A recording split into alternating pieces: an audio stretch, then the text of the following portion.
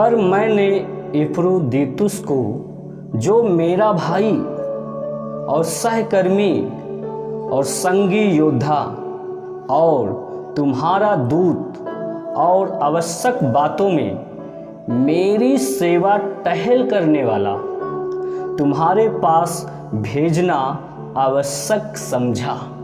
पौलुस जो है इस इफ्रुदीतुस के बारे में यहाँ पर जिक्र करता है, और पौलुस ने इफ्रुदीतुस के अंदर असाधारण भाईचारे के प्रीति को देखकर स्नेह से के पश्चात उसने अपना भाई कहा, अपना भाई कहा। उसके शब्द को यदि सुने तो यहाँ पर लिखा, पर मैंने इफ्रुदीतुस को, जो मेरा भाई, यहाँ पे इफ्रुदीतुस को, जो मेरा भाई और सहकर्मी और संगी योद्धा, तुम्हारे पास भेजना आवश्यक समझा। पौलुस उसे अपने जीवन में और सेवा में अलग अलग भूमिका को अदा करते हुए देखकर उत्सुक होता था।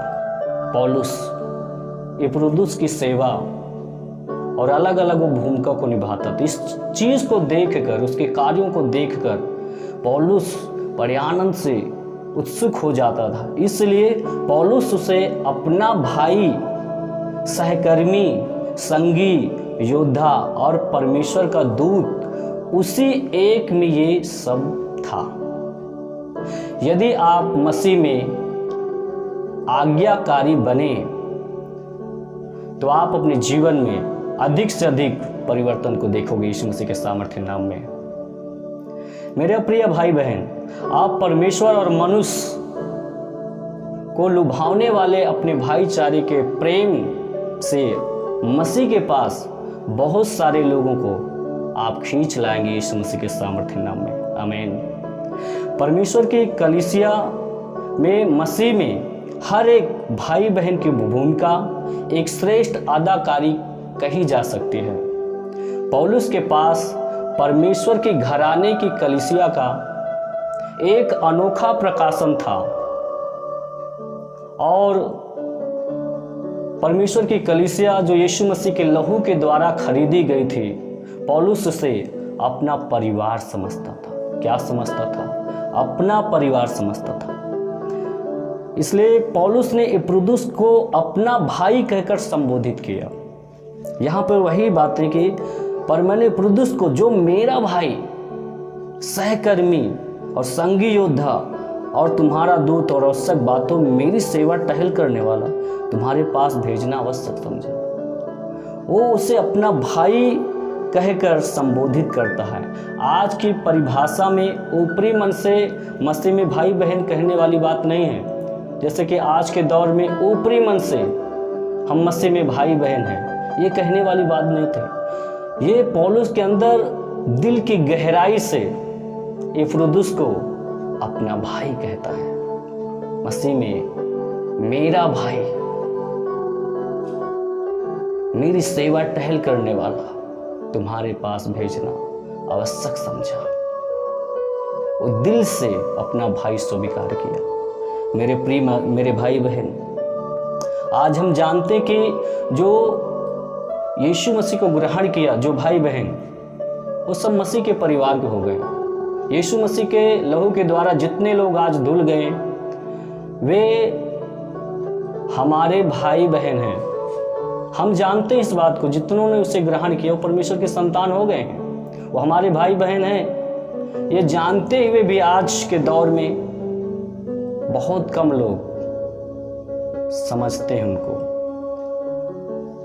बहुत लोग नहीं अपना भाई बहन मानते हैं, न उनको महत्व समझते हैं। सिर्फ उन्हें अपने से मतलब होता है।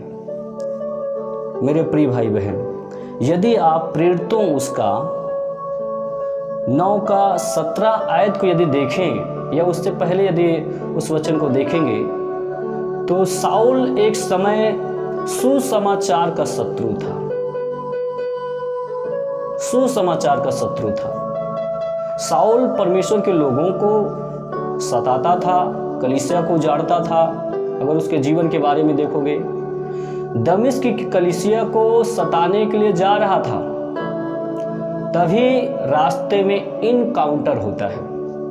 इनकाउंटर का मतलब है कि परमेश्वर का आमना सामना। और रास्ते में, दमिश्क के ही रास्ते में,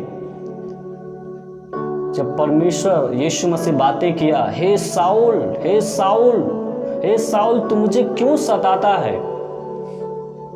साउल गिर पड़ा, एक बड़ी रोशनी चमकी और उसने पूछा, तू कौन है? हे प्रभु, तू कौन है? यीशु ने उससे बातें किया, मैं नाजरत का यीशु हूं, तू मुझे क्यों सताता है। मेरे प्रिय भाई बहन, पौलुस हनन्याह नामक जो एक परमेश्वर का दास सेवक थे, उसके मुख से, उसके जुबान से प्यारी शब्द, पहला शब्द सुना, हे भाई साउल। रास्ते में जो प्रभु यीशु बातें किया, वो मुझसे बातें किया है कि मैं आकर तेरे ऊपर हाथ रखूं तो फिर से दृष्टि पाए, क्योंकि वो अंधा हो चुका था जब प्रभु का आमना सामना हुआ, ज्योति चमकी थी। और जैसे ही उसके मुख से ये शब्द निकला, हे भाई साउल, ये कितना अनोखा है कि उसे भाई कहकर संबोधित करता है। मेरे प्रिय भाई बहन, आरंभिक जो कलीसिया थी, हनन्याह नामक सेवक उसके ऊपर हाथ रखा और ज्योति पाई। उस समय से वो प्रभु के राज्य के लिए इस्तेमाल होने लगा। तो आरंभिक जो कलीसिया थी, पारिवारिक बंधन असाधारण तरीके से दर्शाया जाता था भाईचारे को। ये एक दूसरे से मधुरता के साथ व्यवहार करते थे, भाई बहन के रूप में समझते और आपस की चीजों को साझे की समझते थे, आपस की चीजों को साझे की समझते थे। और यदि अय्यूब की पुस्तक यदि देखें तो वहां पे एक उसका 4 से 5 आयत तक देखें तो वहां पे अय्यूब के बच्चे जिस प्रकार से नियमित अपने समय पर अपने भाई बहनों के साथ एक मेज पर खाते पीते आनंद मनाते थे, उसी प्रकार प्रेरितों उसका 2 का 44 और 47 वचन को पढ़ें तो वहां पर भी कलीसिया, परमेश्वर के लोग, भाई बहन घर घर रोटियां तोड़ते थे। पूरी कलीसिया पारिवारिक प्रेम में बंधी हुई थी। उन्होंने परमेश्वर के लोगों को अपना परिवार समझा और परमेश्वर के भवन में एक दूसरे के प्रति समर्पण बुलाते थे, अपना परिवार समझते थे। मेरे प्रिय भाई बहन, समस्त चेले भाई भाई हैं, याद रखें, वो अलग नहीं है। प्रेरितों उसका 9 का 29 से 30 आयत तक पढ़ें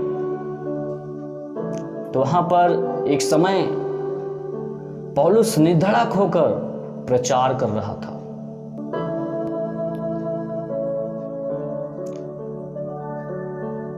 निधड़क प्रचार करते थे। उस आयत को यदि हम पढ़ें तो यहाँ पर हम उस आयत को पढ़ेंगे। पौलुस उसका प्रेरित उसका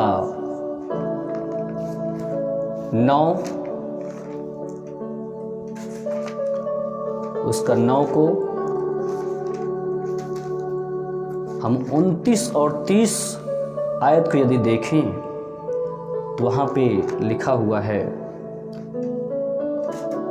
और निधड़क होकर प्रभु के नाम से प्रचार करता था और यूनानी भाषा बोलने वाले यहूदियों के साथ बातचीत और वाद विवाद करता था, परंतु वे उसे मार डालने का यत्न करने लगे। यह जानकर भाई उसे कैसरिया ले आए। यह लिखा 30 आयत को यदि ध्यान दे, चल यह जानकर भाई उसे कैसरिया ले आए और तरसुस को भेज दिया। आरंभिक कलीसिया में स्नेह पूर्वक जो है परमेश्वर के सेवकों को भाई भाई बोला करते थे। जब उनको मालूम हो, यहाँ पर इस वचन को जब पढ़ा, शत्रुओं ने जब पौलुस को मार डालना चाहा तो भाइयों को मालूम पड़ा, तो उन्होंने उसे कैसरिया को भेज दिया और वहां से तरसीस को रवाना कर दिया। मेरे प्रिय मेरे भाई बहन, हम मसीह में अलग नहीं है। ये स्वभाव को हमें लाना है जो भाईचारे वाला प्रेम है, प्रीति है। अगर प्रेरितों उसका 11, 28 और 29 देखें, जहां जहां पौलुस की टीम का आना जाना था, वे लोग विश्वासी भाई बहनों को यहां रुका करते थे और ऐसे मानो कि अपने सगे भाई के यहां रुके, ऐसे रुकते थे, अपना परिवार अपना घर समझते थे, इस प्रकार से वो रुका करते थे। इफिसियों उसका 2:19 आयत मैं आपके सामने रख रहा हूं। प्रभु के प्रेम को, उसके स्वभाव को आप जानो। यहां पर लिखा है इफिसियों 2:19, इसलिए तुम अब विदेशी और मुसाफिर नहीं रहे। इसलिए अब तुम, अब मतलब अब, अभी तक हम विदेशी और मुसाफिर थे, लेकिन अब मसीह यीशु को ग्रहण करने के बाद, प्रभु यीशु को स्वीकार करने के बाद हम यीशु के परिवार के लोग हो गए।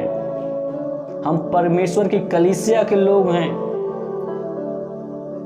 इसलिए अब तुम विदेशी और मुसाफिर नहीं रहे, परंतु पवित्र लोगों के संगी, स्वदेशी और परमेश्वर के घराने के हो। किसके घराने के हो?